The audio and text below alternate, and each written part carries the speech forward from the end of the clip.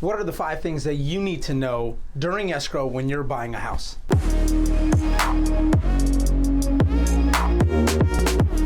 Hey there, my name is Joe Polyak, local San Francisco Bay Area real estate agent with Rise Homes. I make these videos for you if you're thinking about buying, selling, or investing in real estate here in the San Francisco Bay Area. If you like this video and you find it valuable, please don't forget to hit subscribe, hit the like button, share this, comment, give us some feedback. We really appreciate it. So what are the 5 things that you need to keep in mind or remember to do, or your agent should be reminding you to do when you are in escrow to purchase a home? A quick reminder, escrow is what we call the process of after the offer is accepted, during the timeline where you're getting approved for a loan and getting an appraisal done and inspections and doing all this kind of stuff until escrow is closed and the new deed, you being the new owner, gets recorded at the county assessor's office. This process generally can take anywhere from 5 to 10 days for an all cash transaction.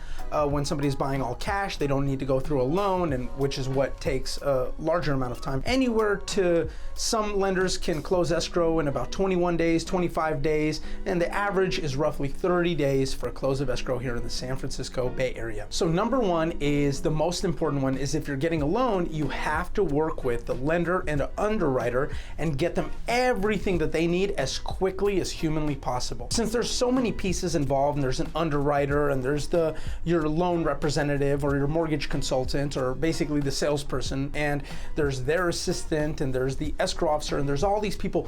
The longer you delay in getting the underwriter the docs that they need, the more likely that your loan and escrow will be delayed. Now, just a real quick side note, an underwriter is the person in the back office who's processing your loan.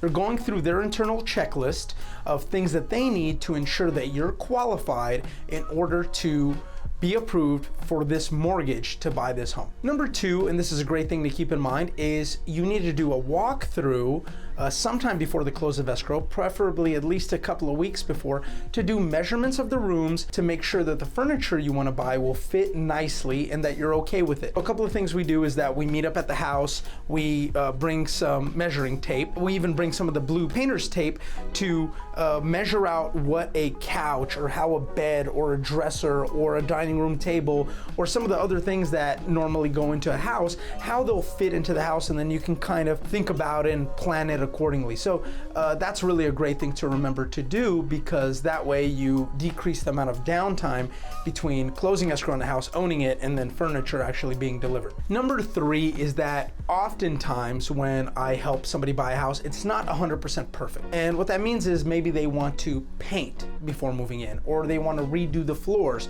do a sand and stain, or replace some flooring material, or they would like to potentially put in recessed lighting, or just a number of other things. One thing that we do maybe also a couple of weeks before close of escrow, and this can be done at the same time as the measuring for furniture, is that we'll bring in a couple of contractors, maybe get a couple of different bids from flooring people, painting people, general contractors, etc., and getting those bids early on to see what is the price of the work going to be and what is the timeline, and see if we can get them scheduled, because a lot of contractors are busy and tied up, especially in our area right now. Seeing if we can get people scheduled early on so that there's no downtime between you taking ownership of the house, being the owner, paying a mortgage, and then moving in. We don't want that to drag on so that you're not paying a mortgage and a rent or 2 mortgages at once. Number 4 is you would like to schedule movers pretty early on as well, because good movers are hard to find, and finding reasonably priced movers who are good is even harder to find. So you want to do a little bit of shopping around, getting bids, etc., and then scheduling somebody, because good movers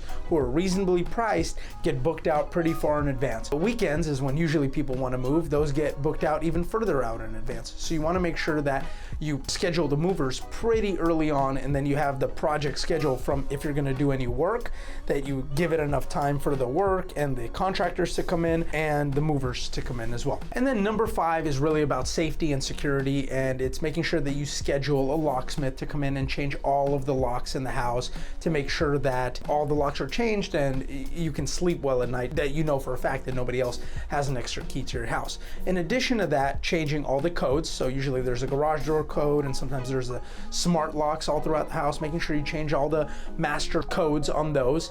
And lastly is garage door openers. So even though the sellers will usually give us maybe one or both garage door openers, I still always recommend, because it's pretty cheap, just go on Amazon, buy a couple of garage door remotes, change them out so that you have new ones, so that you can kind of ensure that nobody else out there has an extra remote to your garage. Hey, I hope this video was helpful to you. If it was, please don't forget to subscribe, hit the like button, share, comment, all that good stuff. And if you have any questions or you're thinking about buying, selling, or investing in real estate here in the San Francisco Bay Area, feel free to give me a call at 415-595-2647 or email me at joe@homesbyrise.com.